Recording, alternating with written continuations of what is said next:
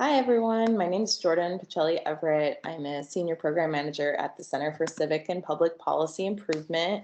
We are a public policy organization that focuses on affordable housing, healthcare, education, and criminal justice and safety.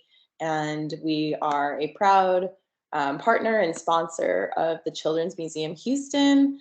And very excited to be here with Tiffany Espinosa today, who's the director of outreach programming at the Children's Museum. So, Tiffany, can you tell us a little bit about yourself and your role at the Children's Museum?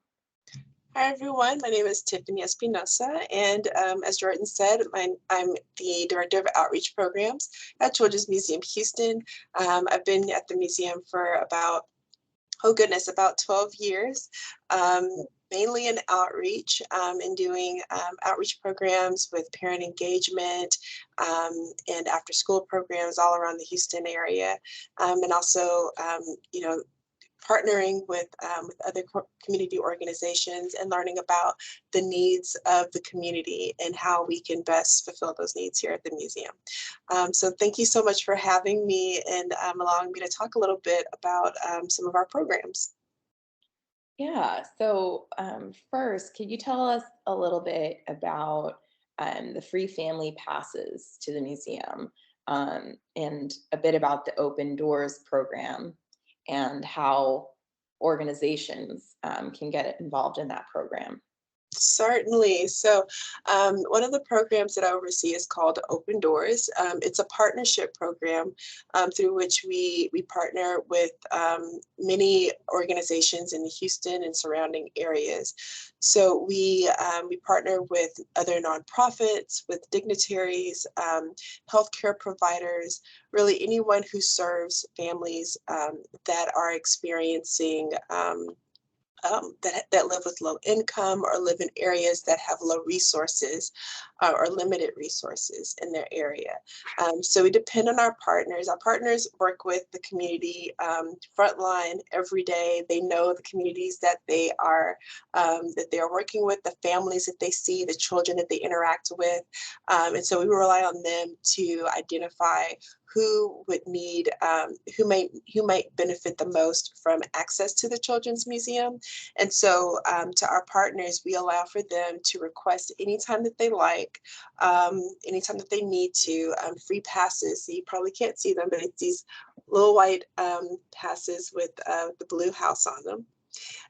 These are our Open Doors free family passes, and each of these passes admits a family of up to 6 people to the Children's Museum.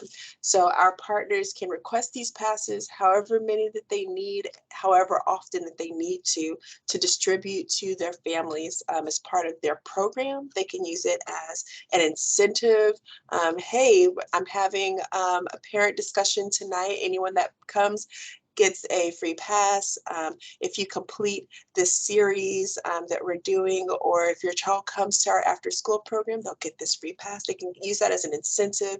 They can use that as a prize, a culminating event, or even if they're planning, for instance, a festival or a fair or some type of back to school drive or a health fair, they can request these passes to distribute to the families that are attending those events, to anyone in the community.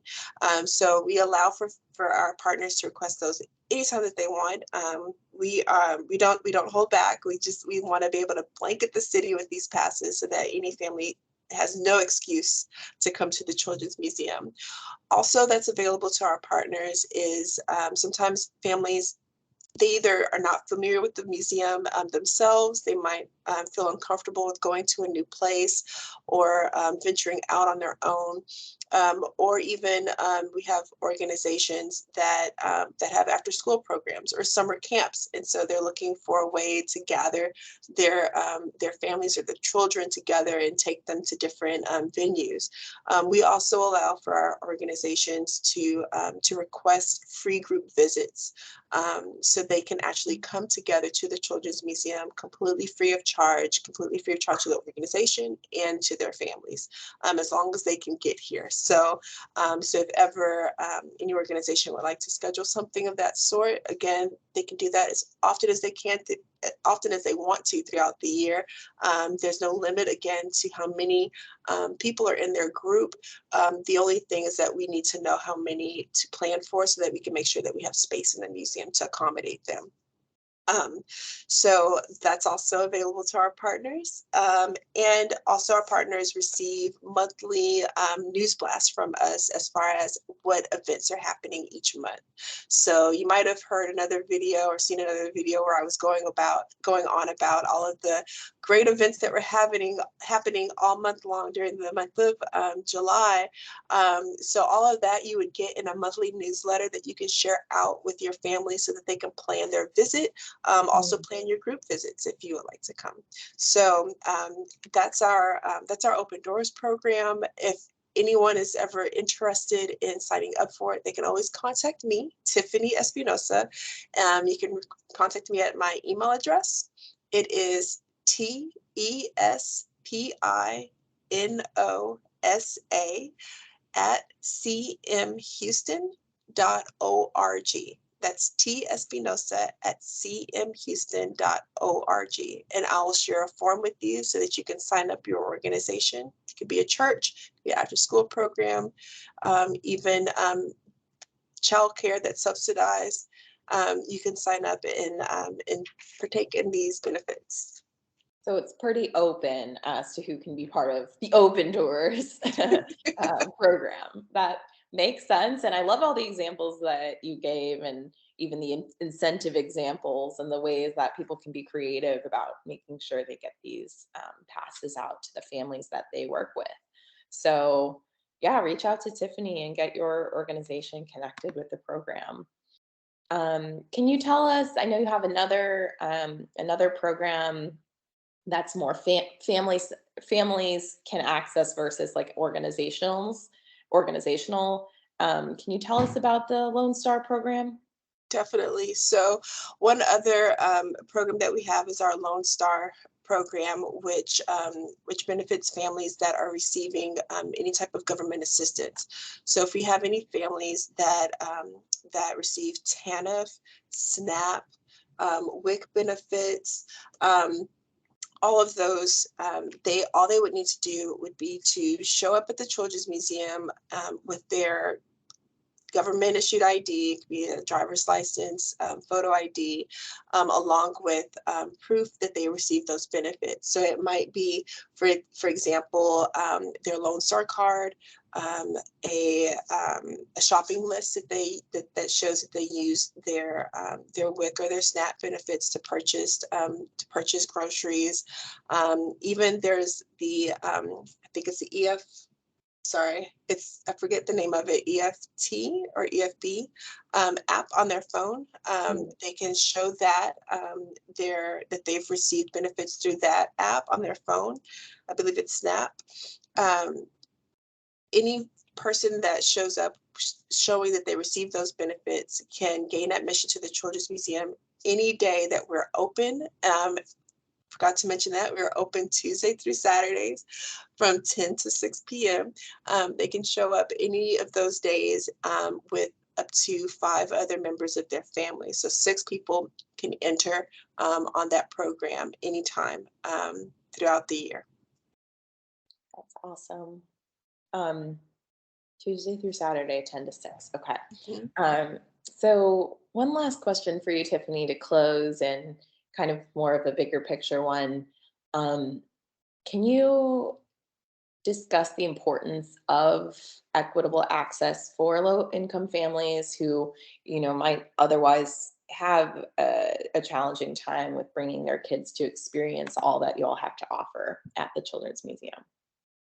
Right. So anytime that that families are faced with a decision between spending whatever income that they have on resources and having to weigh out the importance of that resource is is a challenge for families. And when it comes to measuring up those resources with education for their child, that's a really difficult decision. And we don't want for families to ever have to make that decision. The museum is a great resource for educational activities. You know, it's a fun place to visit. We have lots of fun activities, a lot of characters that come out and spend time with the children and things like that, crafts and such. But what's really important is that everything in the museum is of educational benefit for children. It's been well researched. All of the activities that we've been doing and how it supports children in their learning at school and at home. And we want to make sure that families don't ever have to decide between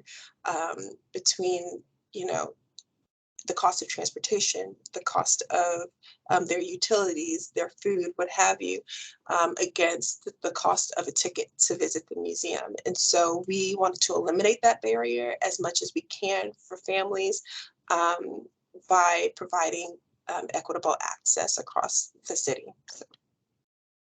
Thank you. Thank you for taking the time today, and also for, you know, your dedication to the museum for over a decade of making those programs happen. So thank you very much. You're welcome. Thank you so much for having me.